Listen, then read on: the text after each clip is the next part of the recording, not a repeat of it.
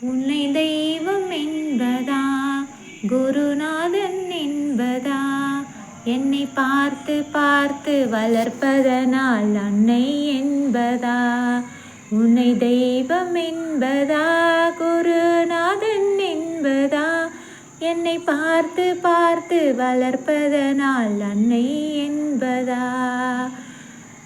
உன்னை கடவுள் என்பதா, கருணை வடிவம் என்பதா, உன்னை கடவுள் என்பதா, கருணை வடிவம் என்பதா, ஐயா ஞான தானம் தந்த உன்னை தந்தை என்பதா, ஐயா ஞான தானம் தந்த உன்னை தந்தை